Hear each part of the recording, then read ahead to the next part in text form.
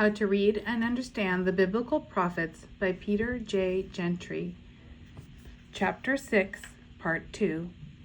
Describing the Future, Part 2. Page 102. A Development of Creation Language.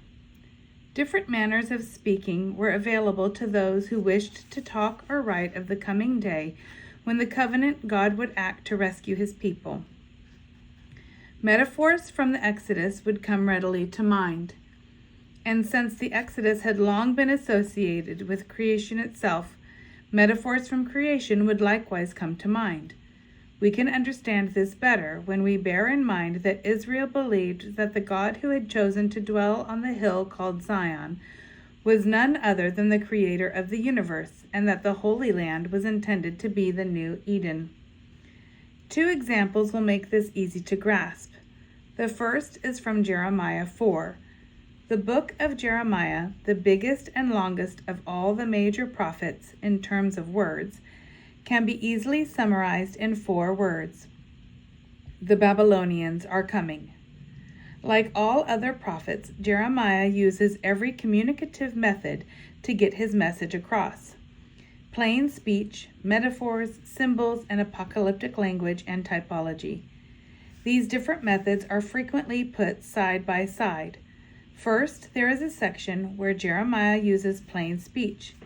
Declare in Judah and proclaim in Jerusalem and say, blow the trumpet through the land, cry aloud and say, assemble and let us go into the fortified cities. Raise a standard toward Zion, flee for safety, stay not, for I bring disaster from the north and great destruction. A lion has gone up from his thicket, a destroyer of nations has set out. He has gone out from this place to make your land a waste. Your cities will be ruins without inhabitant. For this put on sackcloth, lament and wail, for the fierce anger of the Lord has not turned back from us. Jeremiah 4, 5-8, ESV. In verse 6, God says, I bring disaster from the north and great destruction. Anyone who looks at a map will see that Babylon is directly east of Jerusalem. But between Babylon and Jerusalem is a big desert. This is the capital D word. Desert means death. So the only way to get to Jerusalem is to travel up the Euphrates River and come down to Judah and Jerusalem from the north. Therefore, the statement, I bring disaster from the north, means the Babylonians are coming to attack you. Admittedly, the enemy is described metaphorically as a lion, but in general, this brief section is delivered in plain speech. Later in the chapter, like a good Hebrew, Jeremiah repeats himself. This time he uses apocalyptic language. I looked on the earth, and behold, it was without form and void, and to the heavens, and they had no light. I looked on the mountains, and behold, they were quaking, and all the hills moved to and fro. I looked, and behold, there was no man, and all the birds of the air had fled.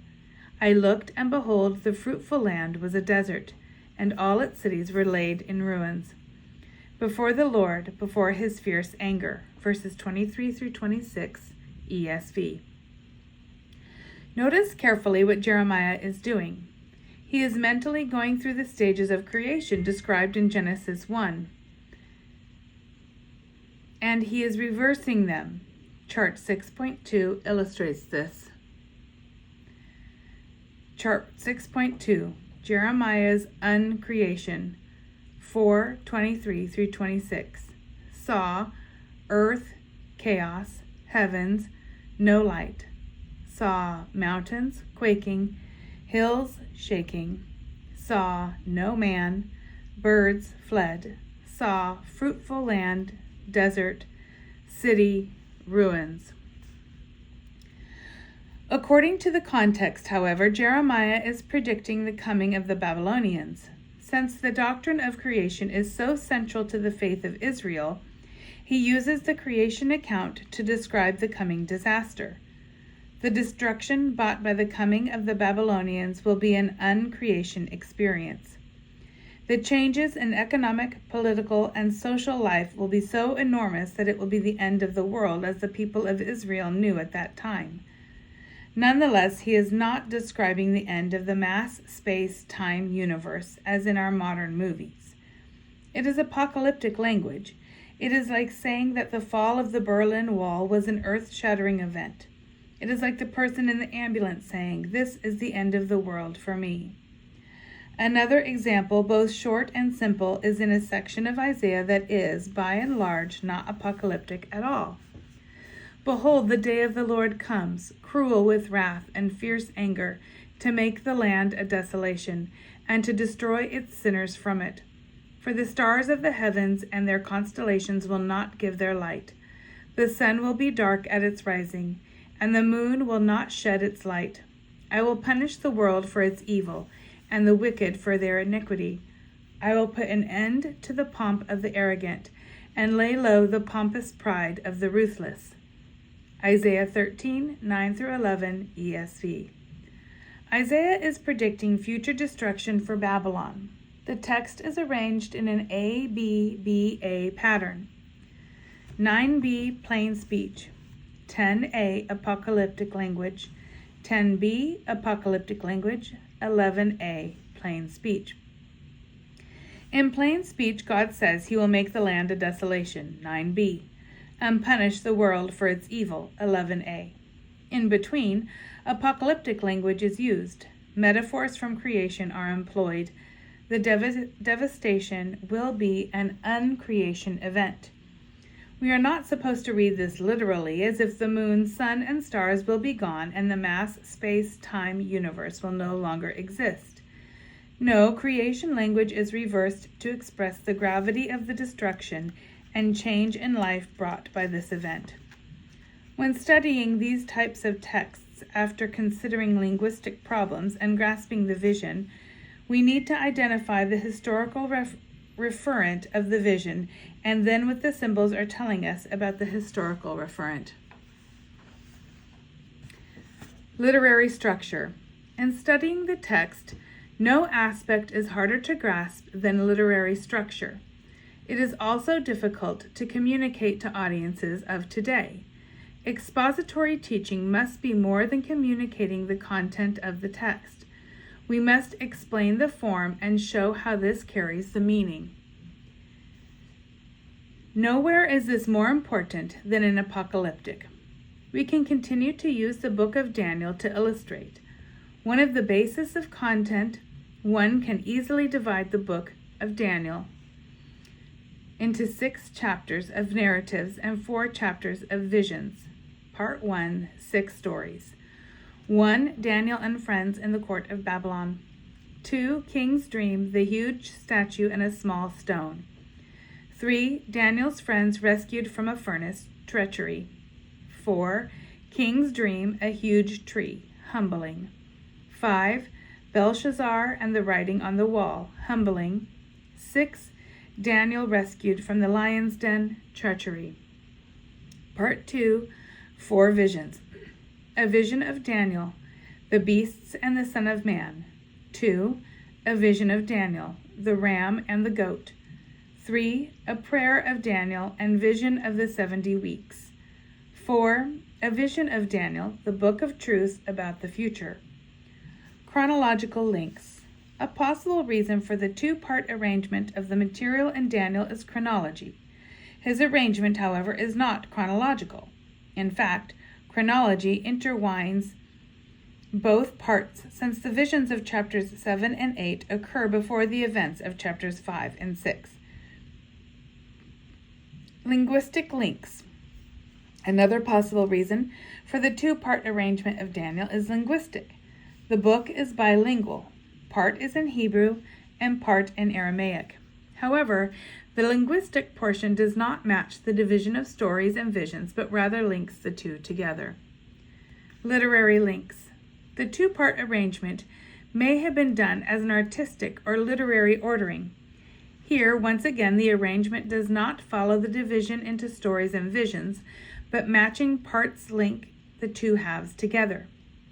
So even though the basic division of the book is 6 chapters of narratives and 6 chapters of visions, the visions are inextricably linked to the stories in 3 ways. First, they are linked chronologically. Second, they are linked linguistically. The Aramaic section goes from chapter 2 to chapter 7, and so ties the second half of the first. Third, they are linked structurally. Since the dream of chapter 2 and the vision of chapter 7 are parallel and refer to the same thing, both halves of the book are linked strongly together. The book is a unity and comes from one author. What is the significance of this unity? It is just this. The first half of the book establishes and proves that Daniel has a gift for interpreting dreams and visions and events that could be independently verified by his contemporaries. Therefore, we believe and trust the interpretation of the visions in the second half of the book, which deal with the distant future, and hence were not open to verification by the audience of Daniel's time. In addition, the first 6 chapters emphasized dominion and authority. The rock cut from the mountain represents a kingdom that will prevail forever, Daniel 2:44-45. A Babylonian king is forced to confess that God's dominion and kingdom are eternal, Daniel 4:34, as does his son, Daniel 5, and finally a Persian ruler, Daniel 6:26. These great themes form the foundation for the visions and for great preaching today. The literary structure is the key to both interpretation and teaching. We need a clear view of the whole in order to understand the parts. First, we must see that Daniel 2 and Daniel 7 are about the same thing and are also at the center of the book. Chapter 2 places a gigantic image of man front and center in the Babylonian king's dream. Its head consists of gold, its chest and arms of silver, its belly and thighs of bronze, its legs of iron, and its feet of iron and clay. It is struck down by a rock, cut without hands from a mountain, which then grows to fill the entire earth. The dream foretells 4 successive human kingdoms succeeded by the kingdom of God, which will endure forever. Chapter 7 begins the second half of the book, in which the Babylonian king's dream is expanded in a series of visions presented like maps, with certain sections enlarged. Each successive vision is an enlargement of part of the previous vision. Each provides greater and greater detail of the same scene. Daniel replaces the king as dreamer and sees 4 beasts coming out of the chaotic sea. Then, in a picture of the court of heaven, one like a son of man is given the kingdom. The vision of chapter 8 expands on the second and third kingdoms. The vision of chapters 10 through 12 provides an expanded perspective on events in the third and fourth kingdoms. We now have a roadmap through the maze. One of my students created a diagram to show this, diagram 6.1. Chapters 2 and 7 give us the basic map, whereas chapters 8, 9, and 10 through 12 are blow-ups of parts of the big map. See diagram 6.1. Interpreting the symbols. To interpret and teach these sections, we will need to make use of 3 procedures. 1. Mining the interpretation sections. Both chapters 2 and 7 have an interpretation section, which helps us understand the vision. 2. Comparing Daniel 2 and Daniel 7, since chapters 2 and 7 contain the same vision presented in different ways, we can compare and contrast them in our preaching. 3. Comparing Daniel and Genesis. The placement of Daniel in the Hebrew Bible invites us to compare and contrast the visions with other parts of the Old Testament.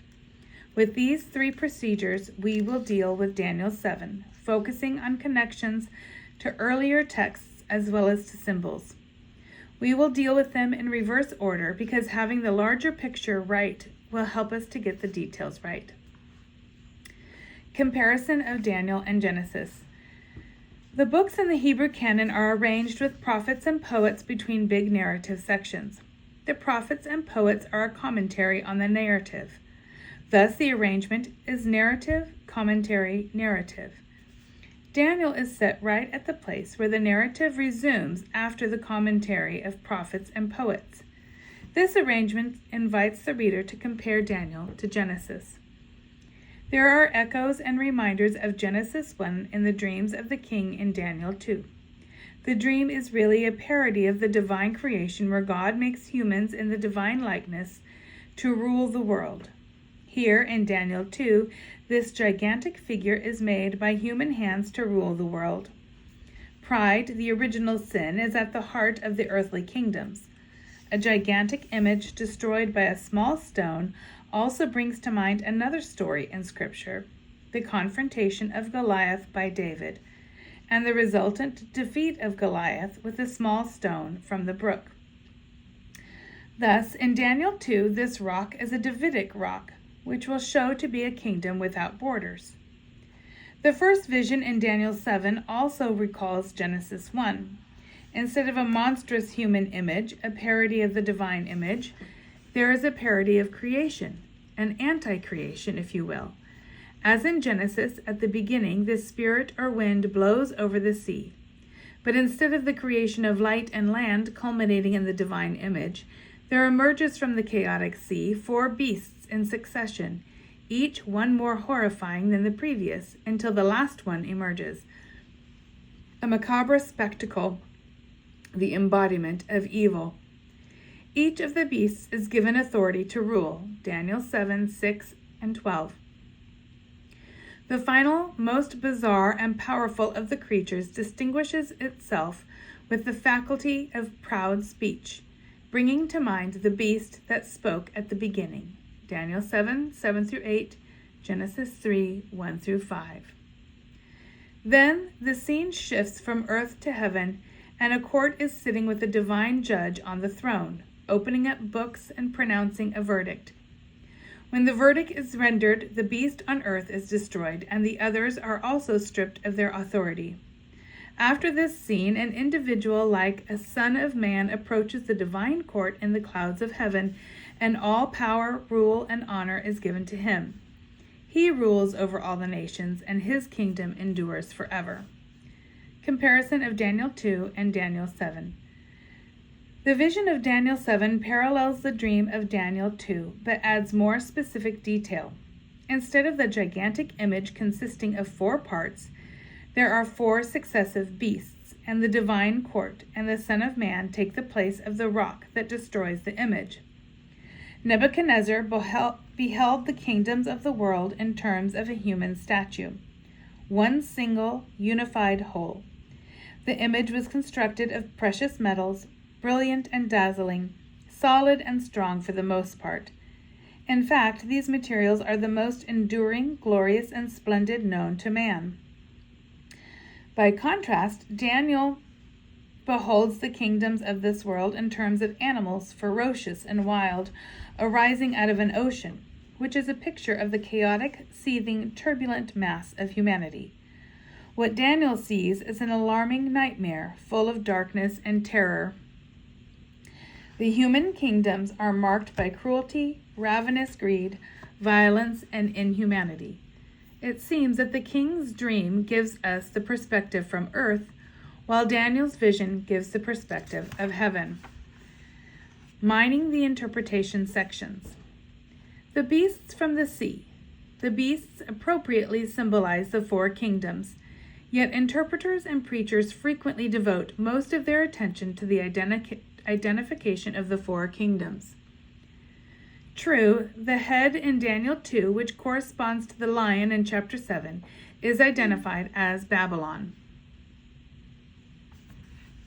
In addition, chapter 8, which contains an expansion on the 2nd and 3rd beasts, clearly identifies them as Medo-Persian and Greek empires, respectively. The 4th indescribable beast is not named, but Daniel 11, 40 through 45 describes events easily identified as the coming of the Romans in 60 BC through AD 80. Focusing attention on identification of the kingdoms misses much of the text. Chart 6.3. Comparison of the 4 human kingdoms and the kingdom of God. C. Chaos 7:2. Clouds order 7:13. Inhuman, human 7:13. Arrogance 7:8, 11, 20, 25. Humility 7:13 and 14. Temporal 7:11, 12, 26 and 27. Eternal 7:14 and 27. Contrast the cruelty, ferocity, inhumanity, rapacity, and arrogance against God of human kingdoms and the gracious gifts of the eternal kingdom to the holy ones of the Most High. The saints will triumph after a period of suffering. God is in control of history. A. Beast 1 humanized by higher power 7:4. B. Bear commanded to devour much meat 7:5. C. Dominion is given to 4-headed leopard 7:6. D. 4th beast is slain and its body given to the burning of the fire 7:11. E. Remaining 3, dominion taken away but extension granted 7:12. The 4 beasts represent 4 kingdoms, as in Daniel 2, but the symbolism is more complex. In 7:17 we are told that the 4 beasts are 4 kings. In 7:23 the 4th beast is a 4th kingdom. Thus the beast can symbolize a kingdom or the ruler of that kingdom at a particular time. But there is even more. Remember that this is apocalyptic and seeks to describe events and explain the meaning behind the scenes as well. Turn for a moment to Daniel 10, 12, 13, and 20. It is clear from these verses that behind an earthly kingdom there is an authority or heavenly power. The messenger speaks to Daniel as the prince of Persia, the prince of Greece, and of Michael, the prince of Israel, who is also one of the chief princes. The idea that there is a heavenly power behind an earthly kingdom is also in Daniel 7. Notice the word power, dominion ESV, which occurs 7 times in Daniel 7, verses 12, 14, 14, 14, 26, 27, 27. In verse 27 we have the powers. Note that the word occurs in the plural. Just as in the English language there is a difference between power and powers, so also in Aramaic. The powers are clearly beings who exercise dominion and power. Thus the animals or beasts represent first the power or prince in charge of a kingdom, and then the king over it, and finally the people in it. As we will soon see, the same is true for the Son of Man, which is a symbol for the heavenly leader as well as the earthly people in the kingdom. One like a son of man. Just as Daniel described beasts that are like a lion, like a bear, and like a leopard, so now in verse 13 and 14, he sees one like a son of man coming with the clouds of heaven. Since in the interpretation section the kingdom is given to the saints of the Most High, many Bible students conclude that the Son of Man, the individual in the vision who receives all power, is understood to be a corporate expression or collective designation of these saints, who are the people of God, suffering persecution from the 4th beast at the end time. But it is the case that the Son of Man is simply a symbol for the people of Israel. It is clear that the 4 beasts are symbols of 4 kingdoms, but nowhere does it explicitly state that the Son of Man is a symbol for the suffering people of God. In the text, what is said is this: Daniel asks for divine insight to understand the meanings of the 4th beast. He is told for the first time that this animal will wage war on everything, including the saints of the Most High, until the divine verdict is pronounced and it receives its death sentence. Moreover, Daniel is told that this beast in particular will specifically challenge God, and God's people will be given into his power for 3 1/2 times. After this, the divine verdict will be rendered and the beast destroyed, and the saints will receive the kingship, the power, and the greatness of the kingdom and reign forever and ever. It is true that these expressions in verses 18, 22, and 27 about the saints being given kingdom and power are also said of the Son of Man earlier in verse 14. But it may be the case that the Son of Man has transferred these over to the saints. In other words, the Son of Man is an individual associated with the saints of the Most High. The connection between the King and his kingdom is the connection between the Son of Man and the saints. Thus, the two closely identified, but this does not exclude the individuality of the Son of Man. His destiny is linked to the suffering people of God and vice versa. The Son of Man and the saints are closely identified due to the close connection between king and people. Several things show this to be the correct interpretation. First, in verse 27, the pronouns at the end of the verse are singular and must refer to an individual.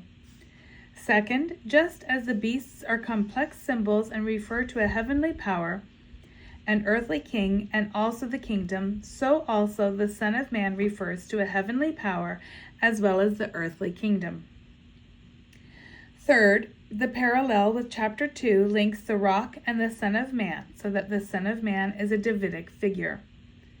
Let us look more closely at verses 13 and 14 in the light of the rest of Scripture.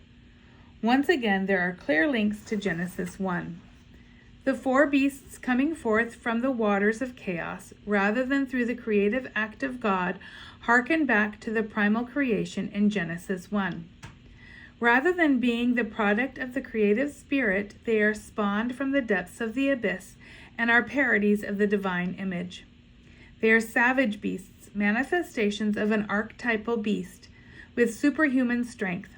In contrast, the Son of Man is distinctly human and thus extremely weak and insignificant compared to the beasts, with no inerrant power or authority. While this figure's name connects him to earth, the fact that he comes on clouds links him to heaven. The coming on clouds suggests an appearance or theophany of Yahweh himself. If Daniel 7:13 does not refer to an appearance of deity, it is the only exception in about 70 instances in the Old Testament. Thus, coming on the clouds of heaven is a clear indication of deity, while the name Son of Man is a clear indication of humanity. He is given a kingdom which indicates his royalty. The parallel between the Son of Man and the rock in chapter 2 shows that the Son of Man is Davidic.